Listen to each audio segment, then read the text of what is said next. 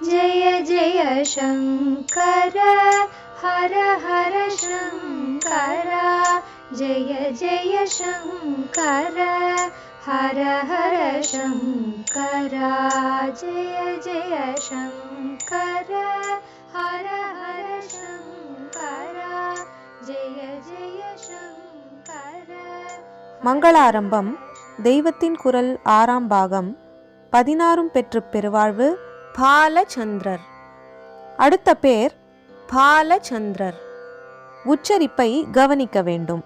பாலச்சந்திர முதல் எழுத்து ப, பா இல்லை.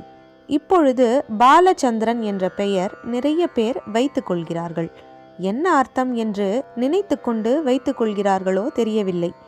இளவயசு சந்திரனின் பெயர் என்று நினைத்து கொண்டிருக்கிறார்களோ என்னவோ. பாலகிருஷ்ணன், பாலசுப்பிரமணியன் மாதிரி பாலச்சந்திரன் என்ற எண்ணமாய் இருக்கலாம். பால்ய லீலா விசேஷங்கள் அந்த 2 மூர்த்திகளுக்கும் நிறைய உண்டாதலால் அந்த 2 பெயர்கள் ஏற்பட்டிருக்கின்றன. வால்மீகி ராமாயணத்தில் ராமருடைய பாலலீலா வர்ணனையே இல்லை.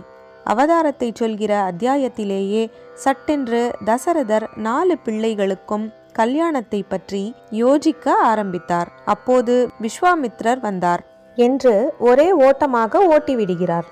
அதனால்தான் பாலகிருஷ்ணன் மாதிரி பாலராமன் என்று பேர் இல்லை. சந்திரனுக்கும் பால்யலீலை விசேஷம் எதுவும் இல்லை. பிறையை பாலச்சந்திரன் என்பதுண்டு. அது தேய்ந்து மூலியான ரூபம். அதனால் அந்த பெயர் வைத்துக் கொள்வது மங்களமில்லை. சமீபத்தில் ஃபேஷன் பெயர்கள் வர ஆரம்பிப்பதற்கு முன் சந்திரன் என்று தனிப்பெயர் வைக்கும் வழக்கம் தக்ஷிண தேசத்தில் இல்லை. ஆனாலும் ராமச்சந்திரன் என்ற பெயரை ஆர் சந்திரன் என்று போட்டுக்கொள்வது கொஞ்சம் கொஞ்சம் இருந்திருக்கிறது. ராமச்சந்திரன், சந்திரமௌலி முதலான பெயர்களை சந்துரு, சந்தர் என்று கூப்பிடுவதும் நிறையவே இருக்கிறது. மொத்தத்தில் சந்திரன் மட்டுமில்லாமல் நவக்கிரகங்களில் சூரியன் தவிர எவர் பெயருமே வைப்பது தென்னாட்டில் சம்பிரதாயமில்லை. சிஷ்டாச்சாரம் அப்படி இல்லை. தேவை காட்டும் பாலச்சந்திரன் பேரோ பூர்ணச்சந்திரன் என்றே கூட பேரோ வைக்கும் பழக்கமில்லை. அங்காரகன், புதன் என்று பெயர் வைத்துக் கொள்வதுண்டா? ப்ரஹஸ்பதி என்பது பரிகாசத்து சொல்வதுதான். சுக்கிரன் என்றும் பேர் வைப்பதில்லை. சனி பெரிதாக சிரித்து திட்டுவதற்குத்தான் அந்த சப்தம். ராகு, கேதுவும் அசுப கிரகங்களாதலால் அப்படியும் பேர் வைப்பதில்லை. நவக்கிரகங்களில் சூரியன் ஒருவன் பெயர்தான் வைப்பது சம்பிரதாயம். அது கூட சூரிய நாராயணன் என்று மகாவிஷ்ணு பெயர் சேர்த்துதான் வைப்பார்கள். சூரியனின் நேர்பெயராக பாஸ்கரன் என்பது மட்டுமே தட்சிணத்தில் இருக்கிறது. வடக்கே ரவி, திவாகர், பிரபாகர், ஆதித்யா, மார்த்தாண்ட் ஆகிய பெயர்கள் வைத்துக் கொள்கிறார்கள். இப்போதெல்லாம் தட்சிணத்திலும் வடக்கத்தி பெயர்கள் நிறைய வந்துவிட்டது. அது இருக்கட்டும். நான் சொல்ல வந்தது, சூரியன் தவிர மற்ற கிரகங்களின் பேர் வைப்பதில்லை. பஞ்சாயதன மூர்த்திகளிலேயே இருப்பவர் சூரியமூர்த்தி. மூர்த்தி குறிப்பு: அனைவரும் பூஜிக்க வேண்டிய 5 மூர்த்தியர் சிவபெருமான், அம்பிகை, திருமால், விநாயகர், சூரியன் ஆகிய 5.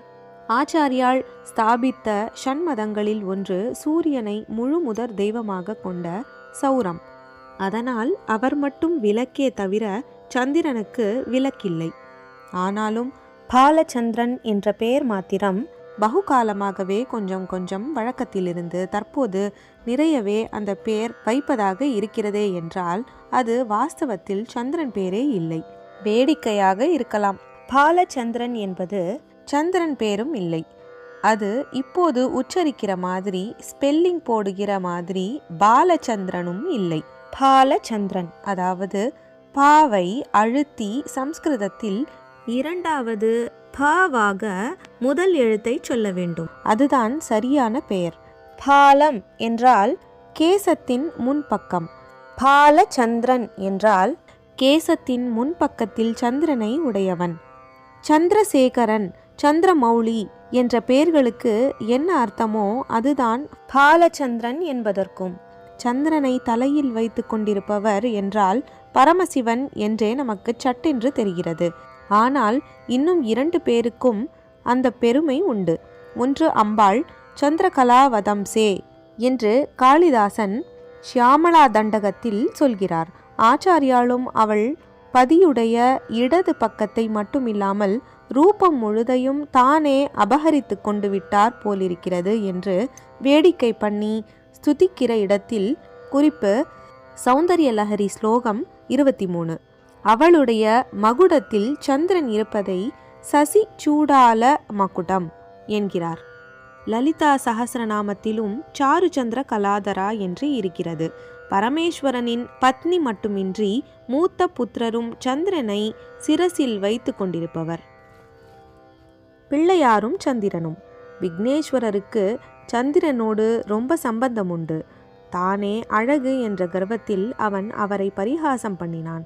அவர், இனிமேல் உன்னை யாரும் பார்க்க மாட்டார்கள், பார்த்தால் வீண் பழிக்கு ஆளாவார்கள் என்று சபித்து விட்டார். அப்புறம் ஜனங்கள் எல்லாம் சந்திரனை கரித்து கொட்ட ஆரம்பித்தார்கள். இவனை தப்பிப்போய் பார்த்துவிட்டால் நாம் ஊர் அபவாதத்துக்கு ஆளாக வேண்டியிருக்கிறதே, இவன் யார் கண்ணிலும் படாமல் தொலைந்து போவதுதானே என்று வைத்தார்கள். அவமானப்பட்டு கொண்டு அவனும் சமுத்திரத்துக்குள்ளே போய் ஒளிந்து கொண்டு விட்டான். சந்திரன் சமுத்திரத்திற்கு மேலே இருந்தால் அமாவாசை பௌர்ணமிகளில் சமுத்திரம் பொங்கி லோகத்திற்கு அனுகூலமாக காற்று மழை உண்டாகும். இப்போது அதற்கு ஹானி வந்தது. சந்திரிகையில்தான் மூலிகைகள் வளருமாதலால் அதெல்லாமும் நசித்து நோய் நொடிகள் நிறைய உண்டாயிற்று. ஆகையால் தேவர்களும் ரிஷிகளும் சந்திரனிடம், நீயும் இப்படி ஒளிந்து வாழ வேண்டாம், லோகமும் நீ இல்லாமல் கஷ்டப்பட வேண்டாம், விக்னேஸ்வரரிடம் போய் மன்னிப்பு கேட்டுக்கொள், கருணாமூர்த்தியான அவர் உனக்கு சாப விமோச்சனம் தருவார், ஜனங்களும் க்ஷேமம் அடைவார்கள் என்று எடுத்துச் சொன்னார்கள். பட்ட கஷ்டத்தில் சந்திரனுக்கும் புத்தி வந்து அப்படியே பண்ணினான். கருணாமூர்த்தியான பிள்ளையாரும் அவனை மன்னித்து, ஆனாலும் யாருக்கும் தங்களை பற்றிய கர்வமும் பிறரை பற்றிய பரிகாசமான எண்ணமும் இருக்கப்படாது என்று தெரிய வைப்பதற்காகவே தம்முடைய ஆவிர்பாவ தினமான சதுர்த்தி திதி ஒன்றில் மட்டும் சந்திரனை பார்க்கப்படாது என்றும் மற்ற தினங்களில் பார்க்கலாம் என்றும் சாப விமோச்சனம் கொடுத்தார். கருணை உள்ளம் உள்ளவராதலால் அதை மேலும் ரிலாக்ஸ் பண்ணி சதுர்த்தியன்று பார்த்தவர்களுக்கும் கூட அப்படி பார்த்து முதலில் வீண் பழிக்கு ஆளாகி அப்புறம் தம்முடைய அனுகிரகத்தால் பழி நீங்கிய கிருஷ்ண பரமாத்மாவை குறித்த ஷமந்தக மணி உபாக்ஞானத்தை பாராயணம் செய்தால் தோஷ நிவிருத்தி உண்டாகும் என்று அனுகிரகித்தார். இதெல்லாவற்றையும் விட தம்முடைய கருணை பொங்கிக் கொண்டு தெரியும்படி தம்மை அவமதித்த சந்திரனுக்கும் தமக்கான சங்கடஹர சதுர்த்தி பூஜையின் முடிவில் பூஜை பண்ண வேண்டும் என்று வைத்தார். அந்த கருணையின் டாப்பில்தான் சந்திரனையும் தம்முடைய டாப்பில் சிரசில் தூக்கி வைத்துக்கொண்டு பாலச்சந்திரன் ஆனார். குறிப்பு: விநாயகர் சந்திரன் குறித்த இவ்விஷயங்கள் யாவும் தெய்வத்தின் குரல் 4ஆம் பகுதியில் கண்ணன் பூஜித்த கணநாதன் என்ற பேருரையில் விரிவாக காணலாம். அவ்விடத்தில் பாலம் என்பது நடுவே வகிர்ந்த கேசத்தின் ஒரு பக்கம் என பொருள் கூறியுள்ளார்கள். பாவை அழுத்தி 4வது பா ஆக்கி பால சந்திரன் என்றும் சொல்லலாம். பாலம் என்றால் நெற்றிக்கு மேலேயுள்ள இடம், முன்தலை. அந்த இடத்தில் சந்திரனை தரித்திருப்பவர் சுவாமி. விக்னேஸ்வரரின் கருணையையும் க்ஷமையையும் பொறுத்தருளும் குணத்தையும் காட்டும் பேர் பாலச்சந்திரன். தப்பு பண்ணினவன் காலால் உதைத்து தள்ள வேண்டியவன் மன்னிப்பு கேட்டதும் அப்படியே மனசிறங்கி அவனை தூக்கி தலையில் வைத்து கொண்ட பெரிய கருணையை காட்டுவது பாலச்சந்திர நாமா.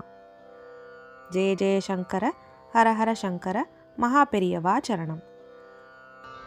ஜெய ஜெய சங்கர, ஹர ஹர சங்கர, ஜெய ஜெய சங்கர, ஹர ஹர சங்கர, ஜெய ஜெய சங்கர.